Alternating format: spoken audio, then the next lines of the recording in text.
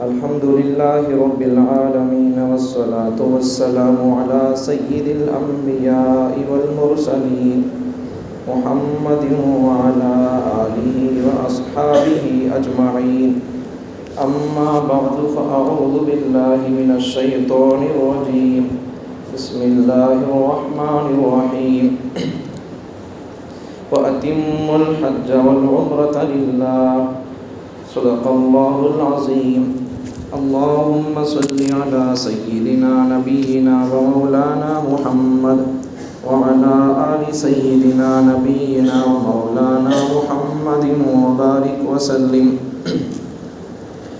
واجب الاحترام، قابل صد احترام، معزز مکرم محترم، باوفا بہادر نڈر بے باک بے خوف توحید و سنت کے پروانوں، اصحاب رسول کے دیوانوں،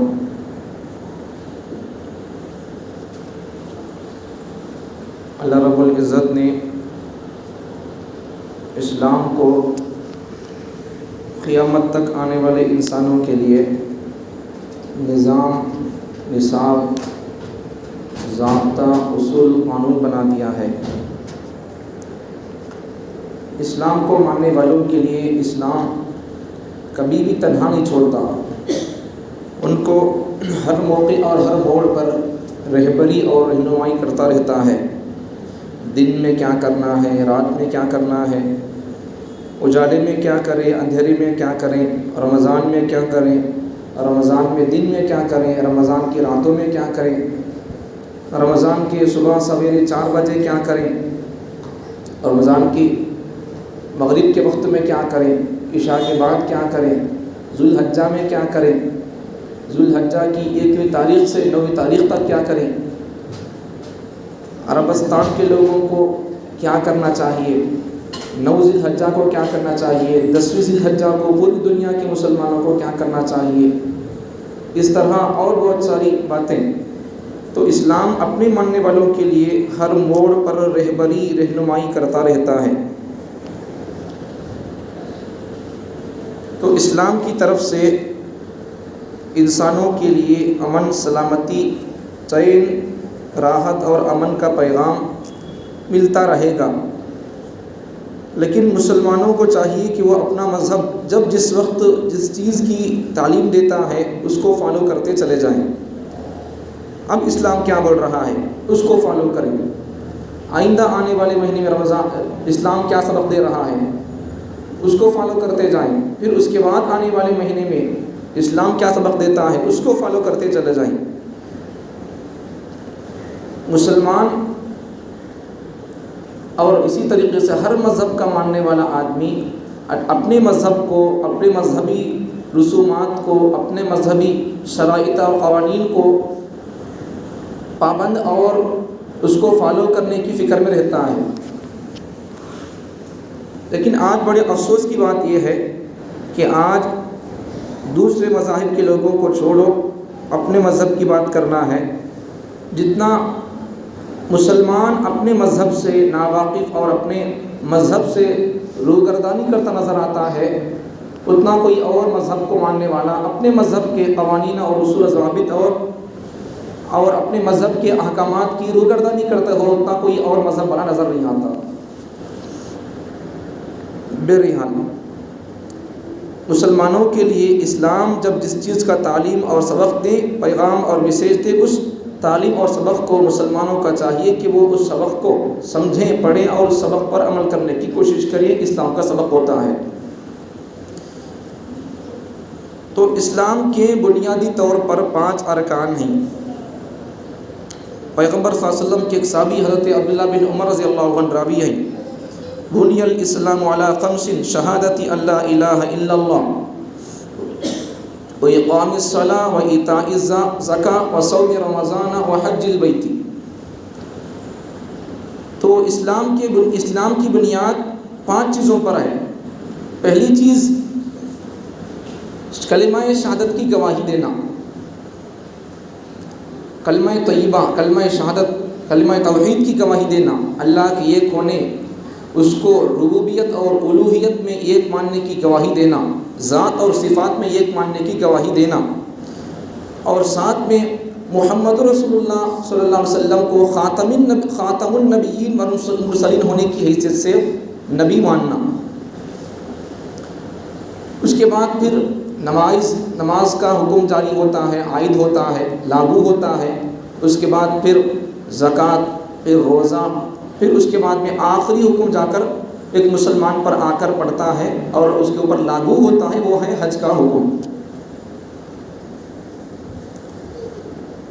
اب عام طور پر زکوٰۃ اور حج یہ مالداروں کے اوپر ہوتا ہے، بقیہ کلمہ شہادت کی گواہی اور نماز، روزہ، یہ ہر مسلمان پر، چاہے وہ مالدار ہو یا غریب ہو، امیر ہو، شہر کا رہنے والا ہو یا قریے کا رہنے والا ہو، جہاں کہیں رہنے والا ہو، جس کسی ملک کا ہو، یہ تین عبادتیں کلمہ شہادت کی گواہی، نماز، روزہ، یہ ہر مسلمان پر جہاں رہے گا ان پر اسے عمل کرنا پڑے گا۔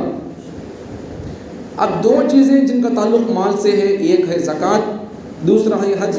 اب یہ لاگو ہوں گے مالدار آدمی، مالدار مسلمان پر، اور زکوٰۃ بھی ہر مسلمان پر فرض نہیں۔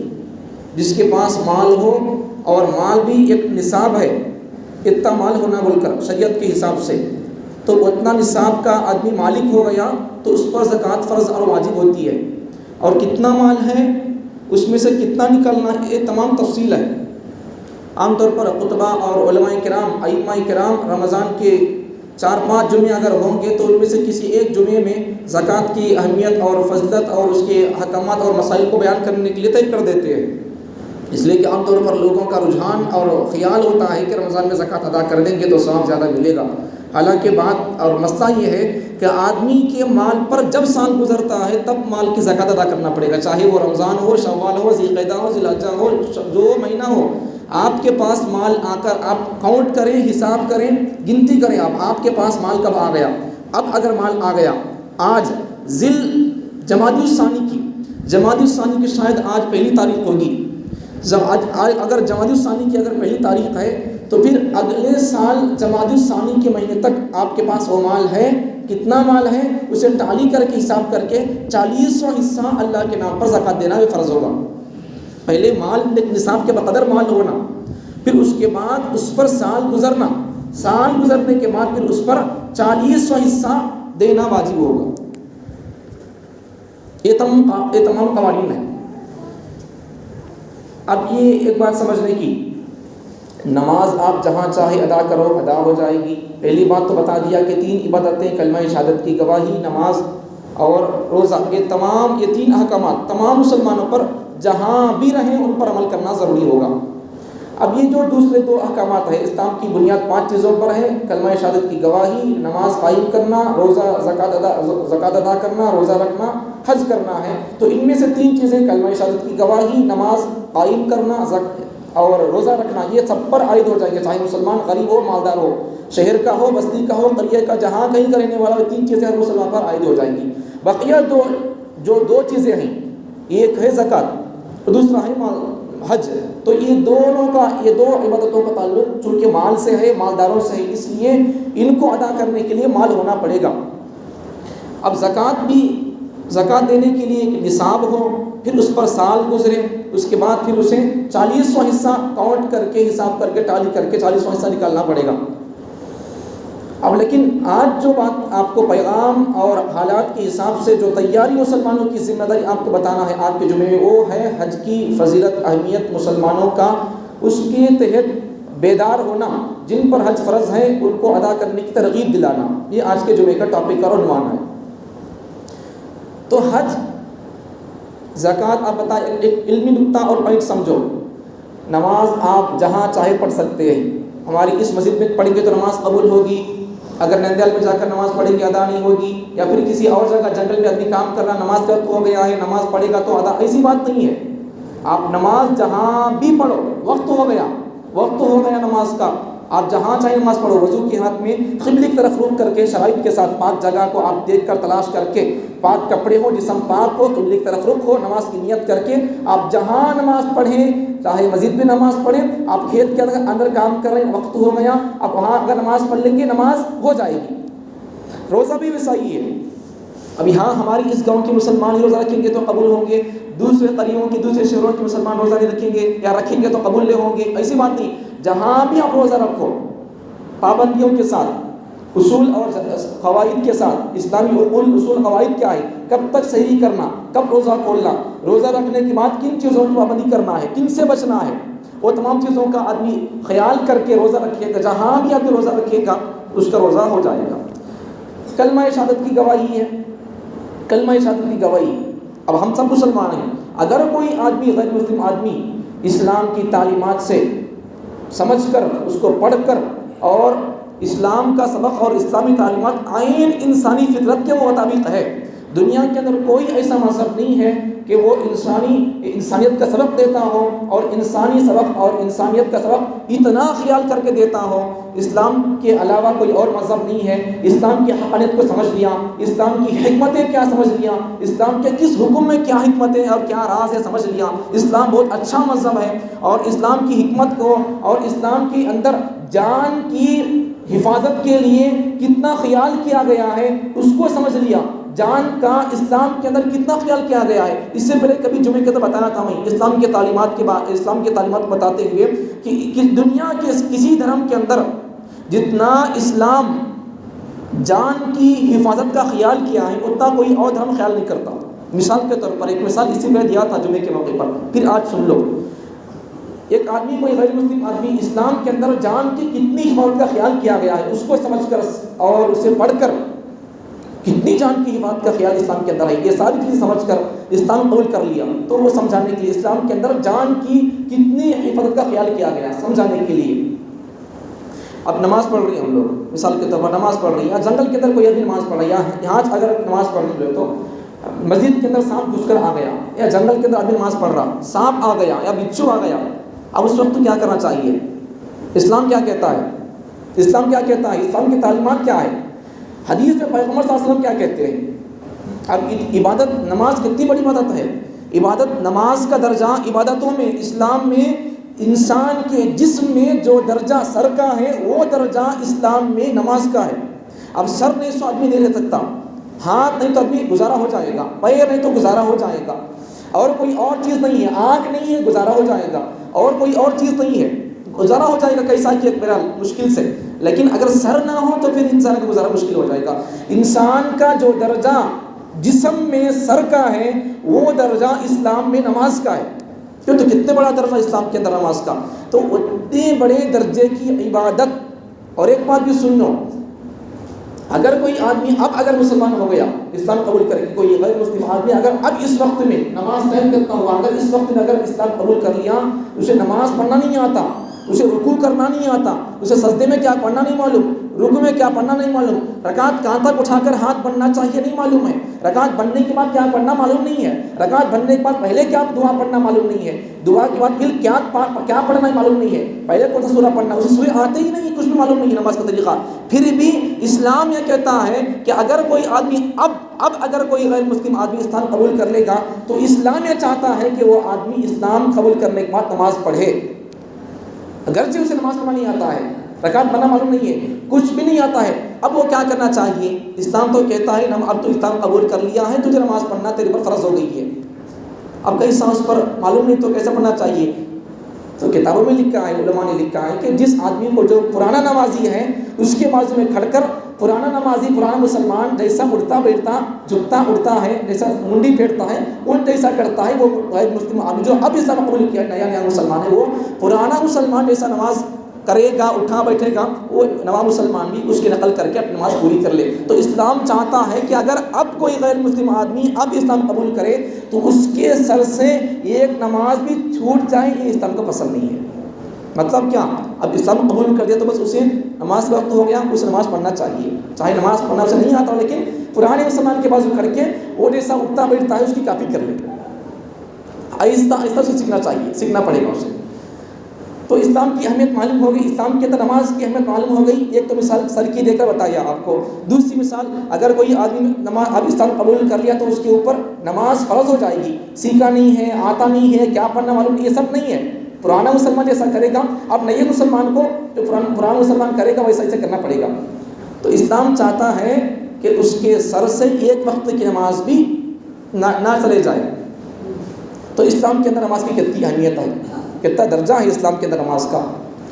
لیکن اتنی بڑی نماز، اتنی بڑی مقدس عبادت بھی غیر مسلم اسلام قبول کر لیا، اس کے سر سے ایک نماز کا وقت بھی گزر جائیں نماز پڑھے بغیر، یہ اسلام کو پسند نہیں ہے۔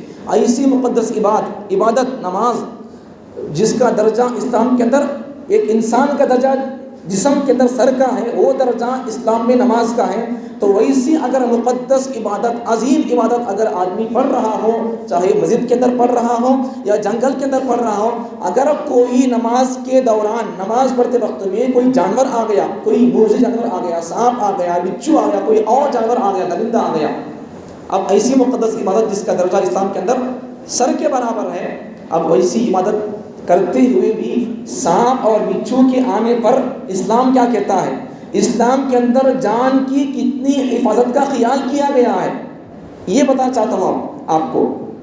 دنیا کے کسی دھرم کے اندر جتنا انسان کے جان کا خیال کیا گیا، اتنا کسی دھرم کے اندر اتنا خیال نہیں کیا گیا۔ اس کو سمجھانے کے لیے پوائنٹ بول رہا ہوں، اسلام کا سبب آپ کو بتا رہا ہوں۔ تو اب نماز پڑھ رہا کوئی آدمی، سانپ آ گیا یا بچھو آ گیا، تو کیا کرنا چاہیے؟ کتابوں میں لکھا ہے کہ اگر آدمی نماز کیوں نہ پڑھتا ہو، اتنی اہم عبادت ہے، نماز کیوں نہ پڑھتا ہو، آدمی کی جان جا رہی ہے، تو اس وقت بھی پیغمبر محمد صلی اللہ علیہ وسلم خود اپنی مرض الوفات کے اندر، جب آپ صلی اللہ علیہ وسلم کی دنیا سے جانے کے بالکل آخری دن چل رہے تھے، بہت بیماری آ گئی تھی، بڑی بیماری آ گئی تھی، بخار آ گیا تھا، سر کا درد آ گیا تھا، بالکل اب دنیا سے جانے کا بالکل وقت قریب ہے۔ ایسے وقت میں پیغمبر محمد صلی اللہ علیہ وسلم 2 صحابہ کے کندھوں پر ہاتھ رکھ کر مسجد کو اپنے پیر جھاڑتے ہوئے مسجد کو آتے ہیں نماز پڑھنے کے لیے، تو اتنا درجہ ہوگا نماز کا۔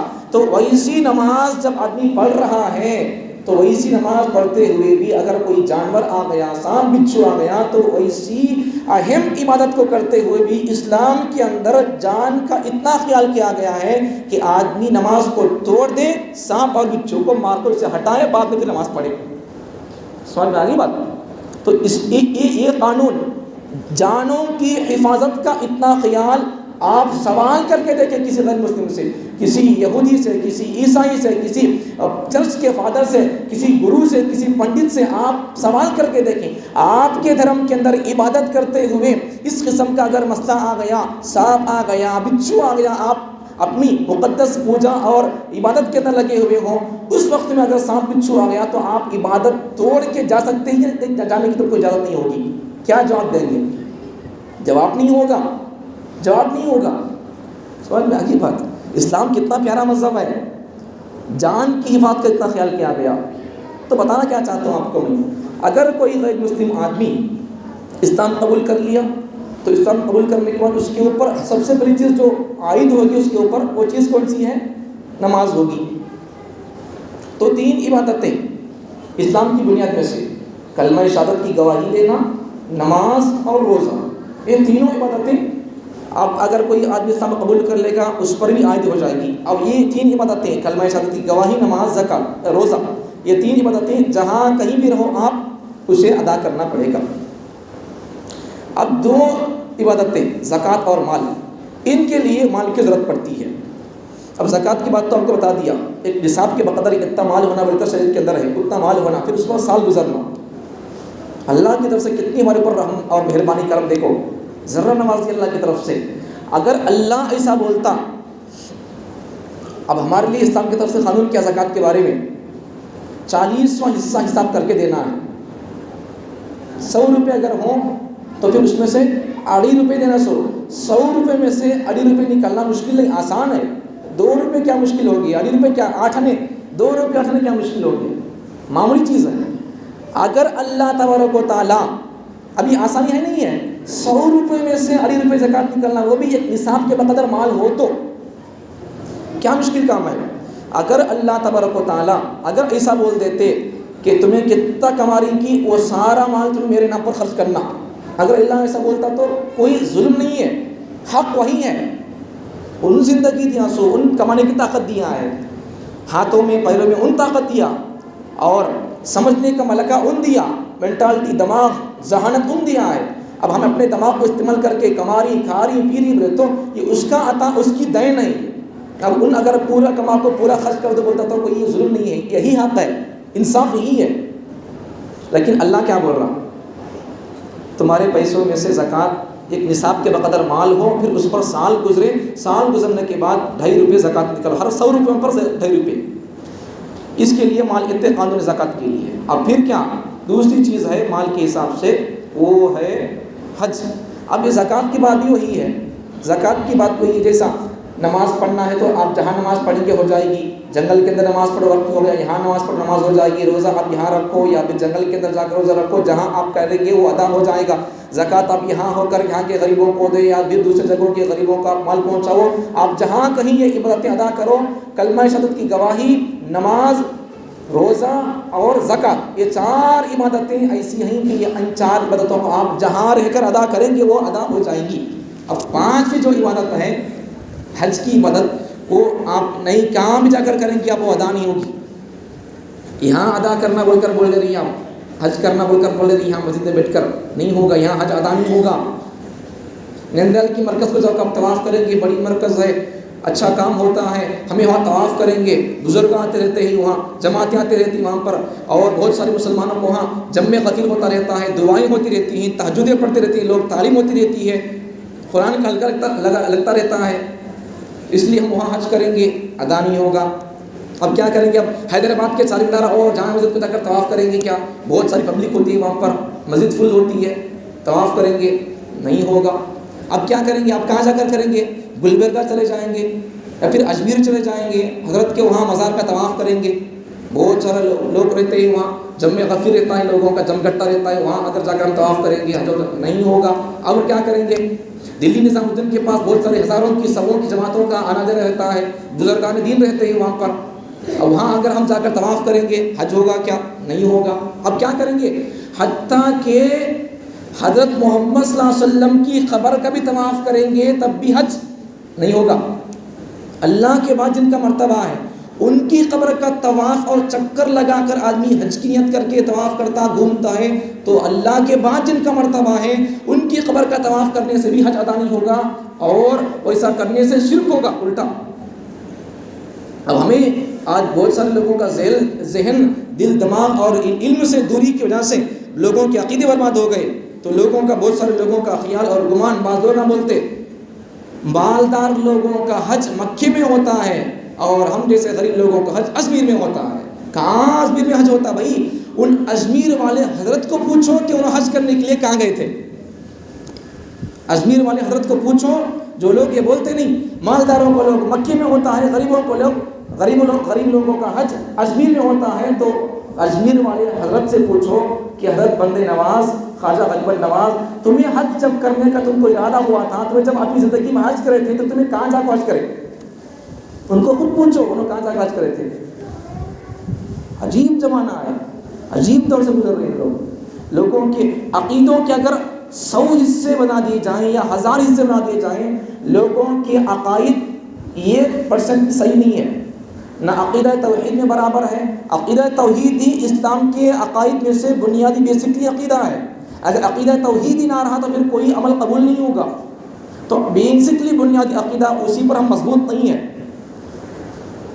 سمجھ میں آ کی بات؟ تو یہ سب چیزیں علم سے دوری کی علامتیں اور علم سے دوری کی وجہ سے یہ سب امت گمراہی کے اندر، رسم و رواج کے اندر، شرک و بدعت کے اندر پڑ گئی ہے. اگر علم ہوگا تو پھر رسم و رواج اور شرک و بدعت اور کفر کی مبتلا قومیں، اور جب یہ اپنے اندر علم کا سمندر اور علم کی روشنی اور علم کا چراغ جلائیں گے تو پھر کفر کی ظلمت چھٹتی چلے جائے گی. اسی لیے اللہ تعالیٰ نے محمد صلی اللہ علیہ وسلم کو ایک علمی بات سنو، اس سے پہلے کئی بار بتا دیا یہ علمی نکتہ. محمد صلی اللہ علیہ وسلم پر جب پہلی وحی نازل ہوئی، حالانکہ جب محمد صلی اللہ علیہ وسلم پر پہلی وحی نازل ہوئی تو محمد صلی اللہ علیہ وسلم کی دنیا میں آنے سے پہلے زنا عام تھا. زنا تو اتنا عام تھا، زنا اتنا عام تھا کہ اگر باپ مر جاتا تو باپ کے مر جانے کے بعد، جس طرح باپ کے مر جانے کے بعد پراپرٹی اور وراثت اور میراث میں باپ کا مال، جائیداد، پراپرٹی بچوں کو ملتی تھی، تو باپ کے مرنے کے بعد باپ کی بیوی ماں کو بھی اپنے جذبات کو اور اپنی خواہشات کو ٹھنڈا کرنے کے لیے استعمال کرتے تھے. زنا کا یہ حال تھا. اور بچیوں کو تو زندہ دفن کر دیتے تھے. شراب کی کوئی بات پوچھو تو کو شرک کی کوئی بات پوچھو اس کو، شرک اتنا عام تھا، صرف اپنے گھروں کے اندر بت رکھ کر پوجا نہیں کرتے تھے، اللہ کا گھر خانہ کعبہ بیت اللہ گھر کے اندر بت رکھے ہوئے تھے۔ اب اس سے بڑا شرک کا بازار اور شرک کی انتہا کیا ہوگی؟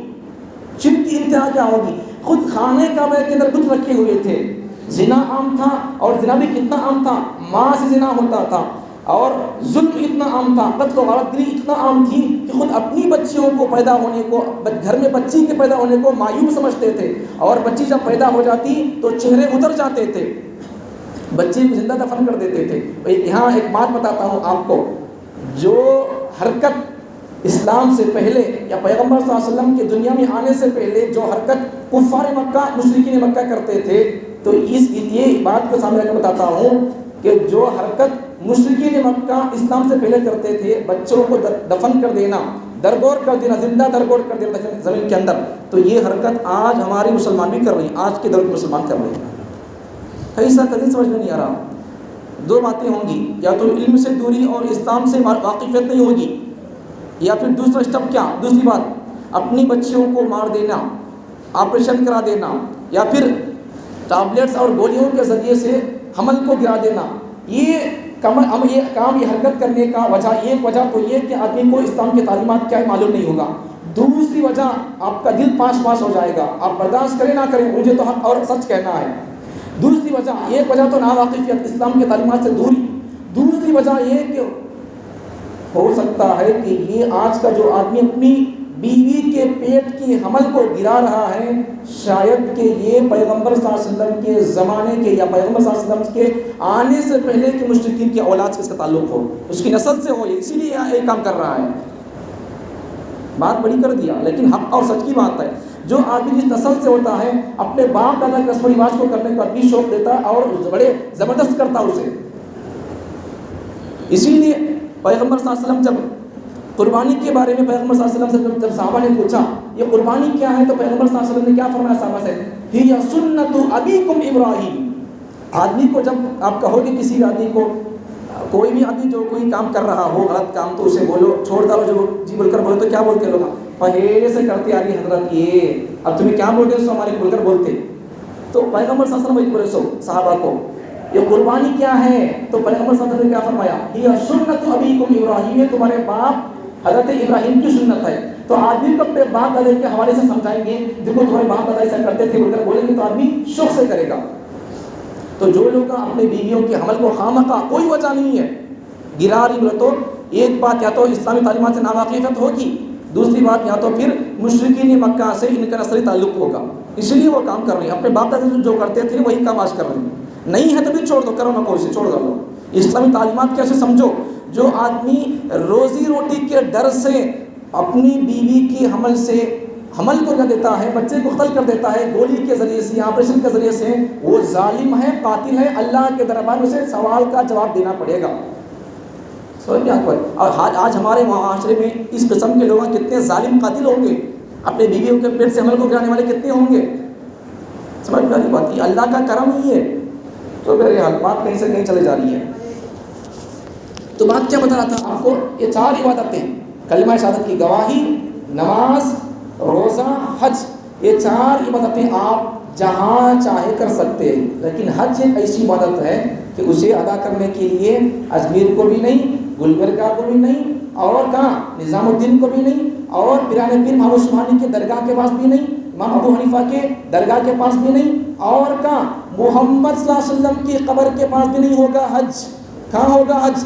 صرف ایک جگہ ہے، وہ ہے مکہ مکرمہ، خانہ کعبہ بیت اللہ، وہاں حج ہوگا۔ اس کے علاوہ دنیا کی کسی مقدس ہستی ہو، کتنا بڑا ان کا مرتبہ کیوں نہ ہو، وہ ہاتھ اٹھانے پر آسمان سے دسترخوان کیوں نہ اترتا ہو، ان کے ہاتھ اٹھانے سے یا ان کے بددعا سے یا ان کے چہرے کے یا ان کے ناراضگی کی وجہ سے کسی انسان کی موت نہ آ جاتی ہو، پھر بھی اتنے مقدس انسان کے قبر کا طواف اور چکر اور ان کے قبر کا طواف کر کے اسے حج خیال کرنا، یہ حماقت اور شرک ہو جائے گا، حج نہیں ہوگا۔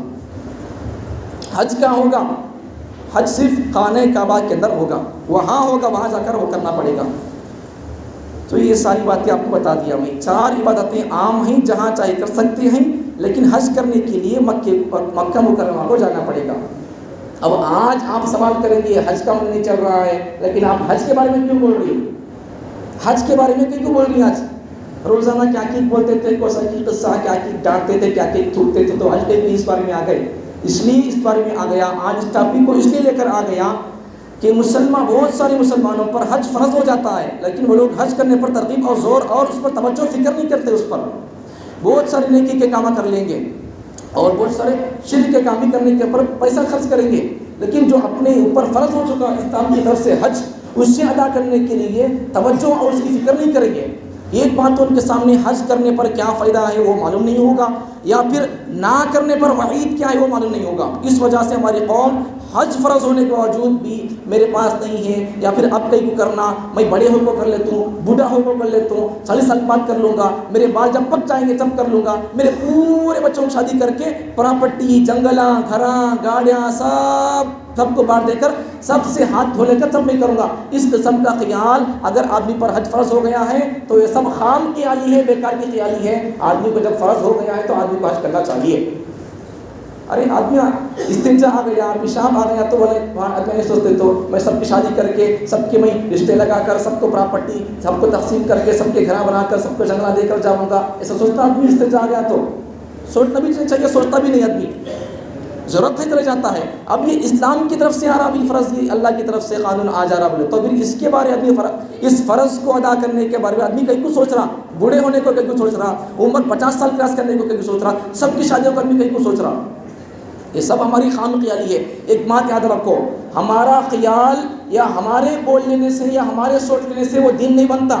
اللہ جو بول دیا وہ دین ہے، پیغمبر نے جسے قانون بنا دیا وہ دین ہے، پیغمبر نے اپنے ہاں کہہ کر جسے دین بنا دیا وہ دین ہے، پیغمبر نے جسے نہ کہہ کر دین بنا دیا وہ دین ہے۔ ہمارے کہہ لینے سے یا ہماری خواہش، ہمارے چاہت یا ہمارے ناپسند کرنے سے یا ہمارے ناپسند اور ناراض ہونے سے یا ہمارے دل کے اندر خیال کرنے سے سب کی شادیاں کر کے جاؤں گا، سب کے رشتے کر کے جاؤں گا، سب کے جنگلہ بانٹ کے جاؤں گا، سب کو گاڑی دلا کر جاؤں گا، سب کے بیان سب کے لیے ایک ہی قسم کا میں پراپرٹی کا انتظام تقسیم کر کے جاؤں گا، یہ ہماری خام خیالی ہے۔ ہماری خام خیالی کا نام دین نہیں ہے۔ اللہ جو کہہ دے اس کا نام دین ہے، پیغمبر صلی اللہ علیہ وسلم جسے ہاں کہہ کر اسے جائز کر دے وہ دین ہے، پیغمبر صلی اللہ علیہ وسلم جسے نہ کہہ کر کہہ دے یہ دین ہے، بس اس کے علاوہ ہماری خام خیالی کا نام دین نہیں ہے۔ سمجھ میں آگی بات؟ تو اب جن لوگوں پر فرض ہو چکا ہے، جن کے لوگوں کے پاس مال ہے یا پھر جنگل ہے، جائیداد ہے، 10 ایکڑ ہے، 1 ایکڑ بیچ کر چلے جاؤ آرام سے۔ سمجھ میں آگی بات؟ 10 ایکڑ ہے تو بھی جنگل، 10 ایکڑ ہے تو 1 ایکڑ بیچ کر چلے جاؤ۔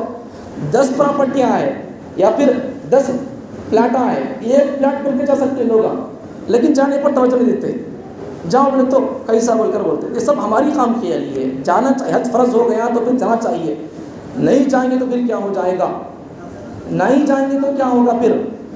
اب یہاں ایک بات سمجھو، اگر عورت پر حج فرض ہو گیا تو اس کے لیے کیا، ایک الگ مسئلہ اس کے لیے، عورت پر اگر حج فرض ہو گیا تو اس کے لیے مسئلہ کیا کہ عورت کا اگر حج فرض ہو گیا بولے تو اس کے ساتھ اس کا محرم ہونا، محرم بولے تو جن سے نکاح کرنا حرام ہے، باپ ہے، بھائی ہے اور اس کے علاوہ بیٹا ہے، تو اس قسم کی رشتے جو ہیں تو ان کے ساتھ رہ کر جانا پڑتا۔ اب شوہر کے پاس پیسہ نہیں ہے، شوہر کے اوپر فرض نہیں ہوا حج، بیوی کے پاس سونا چاندی وغیرہ ہے تو اس کے اوپر حج فرض ہو جاتا۔ اب عورت کیا سوچتی رہتی ہے، ہمارے پاس پیسہ نہیں بول کر لوگ عورت دھوکہ کھاتی، پیسہ لینا ضروری نہیں ہے۔ اب یہ سننا کیا پیسہ نہیں ہے، سننا پیسہ نہیں، اب سننا پیسہ نہیں تو کیا کر ڈالو، جہاں جوتے چھوڑتے وہاں سننا رکھ ڈالو۔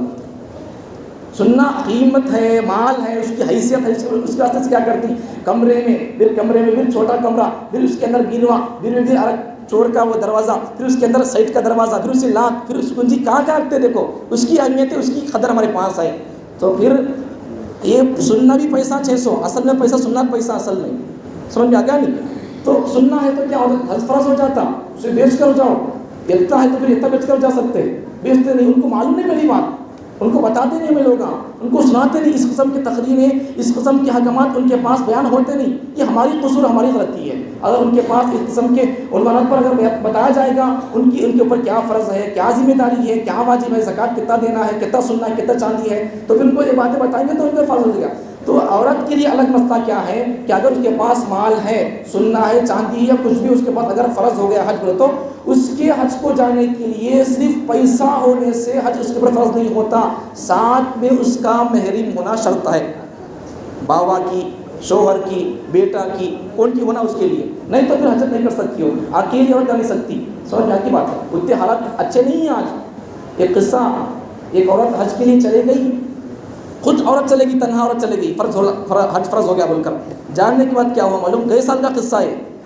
چلے گئی، جاننے کے بعد کیا ہو گیا، ایک اس کے بہنوی سے یا کسی اور غیر مرد سے تعلقات جوڑ کر آ گئی. حج کو جا کر تعلقات جوڑ کر آ گئی. اب جس سے ناجائز اور حرام تعلقات جوڑ کر آئی ہیں، اس کے ساتھ اپنے ناجائز تعلقات جوڑ کے اس کے ساتھ زندگی گزارنے کے لیے حج کر کے آنے کے بعد اپنے شوہر سے طلاق لیتی ہے. یہ حال ہو جائے گا. پھر اسلام پر قربان جاؤ.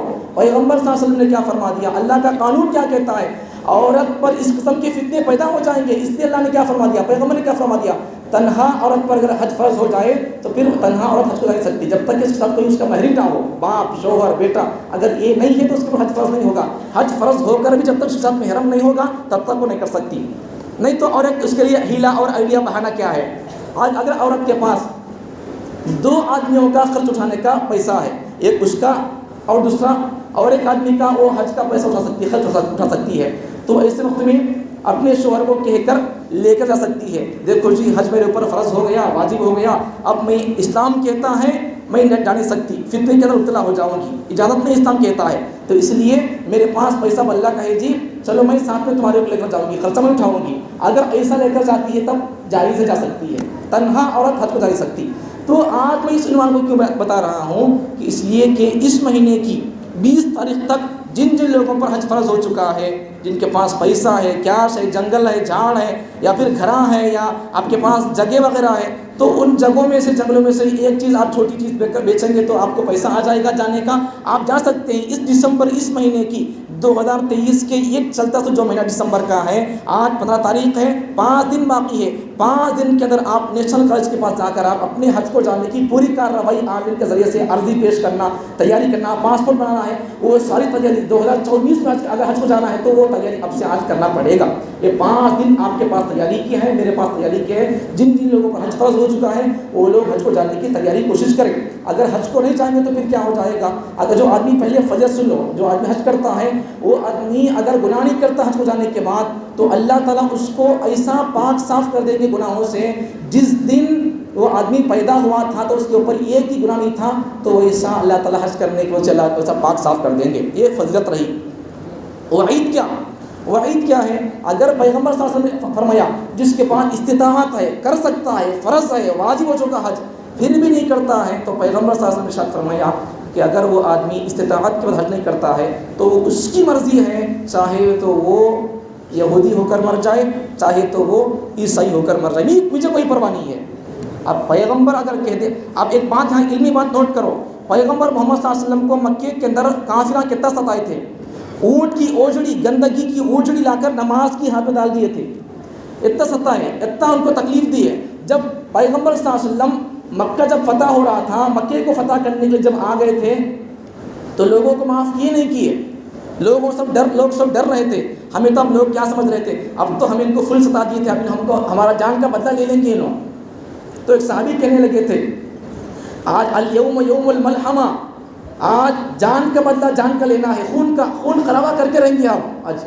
اب پیغمبر صلی اللہ علیہ وسلم نے کیا فرمایا؟ نکو ایسا بولو، نکو، الیوم یوم المرحمہ فرمایا پیغمبر صلی اللہ علیہ وسلم نے اس صحابی کو. جو صحابی کہہ رہے تھے نہیں آج جنگ کا دن ہے، سب کو ہم قتل کر دیں گے، لوگ ہم کو فل ستائے تھے، بدلہ لے لیں گے. الیوم یوم الملحمہ فرمایا صحابی نے. تو پیغمبر صلی اللہ علیہ وسلم نے کیا فرمایا؟ نکو ایسا بولو، نکو، الیوم یوم الملحمہ نہیں ہے، جہاں جنگ کا دن نہیں ہے، خون خرابے کا دن نہیں ہے، آج الیوم یوم المرحمہ، آج رحم کرنے کا دن ہے. جس حضرت یوسف علیہ السلام نے اپنے بھائیوں کو بخش دیا تھا، ان کو لے جا کر ان کے بھائی حضرت یوسف علیہ السلام کے بھائیوں نے ان کے بچپن میں ان کے باوا کو زیادہ پیار کرتے تھے، تو حسد کی وجہ سے حضرت یوسف علیہ السلام کے بھائیوں نے لے جا کر ان کو کنویں کے اندر ڈال دیے تھے. حضرت یوسف علیہ السلام نے ان کے بھائیوں کو معاف کر دیا تھا، جیسے میرے بھائی یوسف نے اپنے بھائیوں کو معاف کر دیا تھا، آج میں اپنے قریش مکہ کے لوگوں کو معاف کر رہا ہوں. پیغمبر صلی اللہ علیہ وسلم نے یہ اعلان کر دیا تھا. تو اب یہاں علمی بات سمجھو نقطہ. اب پیغمبر صلی اللہ علیہ وسلم اپنے آپ کو 27 لوگوں کو معاف کر کو چھوڑ دو نہیں بولے تو اب پھر اتنا رحم کھانے والے آدمی اب یہاں حج کے بارے میں کتنا سخت ہو جا رہی. جو آدمی حج فرض ہو کر نہیں کرا وہ تو اس کے لیے کیا بول رہی؟ جان کے دشمنوں کو معاف کر دیا. بیٹی حمل سے تھی، دشمن تیر مار دیا، بیٹی کا حمل گر گیا، بیٹی مر گئی، پیغمبر صلی اللہ علیہ وسلم کی بیٹی.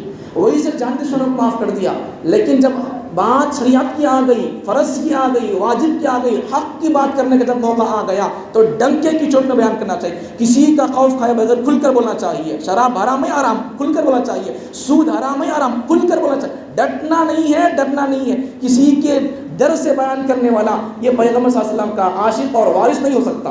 تو پیغمبر صلی اللہ علیہ وسلم نے یہ بتایا کہ اگر جو آدمی حج فرض ہونے کے بعد بھی نہیں کرتا ہے تو پیغمبر نے کیا فرمایا، وہاں دیکھو جب حج کے فتح کرنے گئے مکے کو تو کیا کر دیا، سب کو معاف کر دیا، جانی دشمنوں کو معاف کر دیا، لیکن یہاں شریعت کی بات جب آ گئی تو پیغمبر کیا فرماتے ہیں، جس پر حج فرض ہو گیا وہ نہیں کر رہا ہے تو اس کے لیے چاہیے کہ وہ یا تو یہودی ہو کر مر جائے یا تو وہ عیسائی ہو کر مر جائے، مجھے کوئی پرواہ نہیں، میرا آدمی نہیں ہے وہ، میرا آدمی ہوتا تو پھر میری بات سن کر اس پر حج فرض ہو چکا، واجب ہو چکا، وہ کرنے کی تیاری کر لیتا۔ تو جن جن کے اوپر لوگوں پر حج فرض ہو چکا ہے وہ اس وعید سے بچنا ہے ان کو، تو پھر کیا کرو، 5 دن کا وقت ہمارے پاس موجود ہے، جن جن پر حج فرض ہو چکا ہے وہ نیشنل کالج کے بعد جا کر اپنی عرضی آن تیاری پاسپورٹ کی تیاری وغیرہ کرنا ہوتا ہے، وہ اپنی تیاری کے اندر لگ جائے۔ اللہ تعالیٰ مجھے اور آپ کو جن جن لوگوں پر حج فرض ہو چکا ہے ان کو اللہ تعالیٰ تیاری کرنے میں آسانی فرمائے، اللہ مدد فرمائے، اور اللہ تعالیٰ ان کے جانے آنے کے سہولتوں کو پورا اللہ تعالیٰ انتظام آسان فرمائے۔ اللہ تعالیٰ مجھے اور آپ کو کئی سنی باتوں میں توفیق عطا فرمائے۔ وآخر دعوانا الحمد للہ رب العالمین۔